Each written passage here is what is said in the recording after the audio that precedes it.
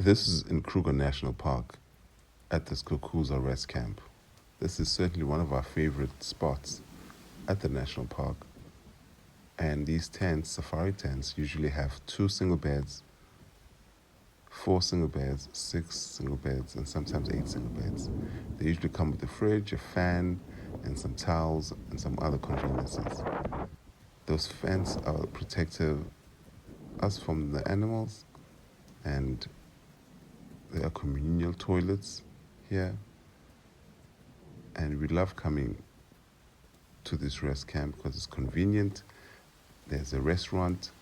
There is the Wi-Fi at the restaurant. There is also a store where you can buy alcohol and any of the essentials you might need to braai.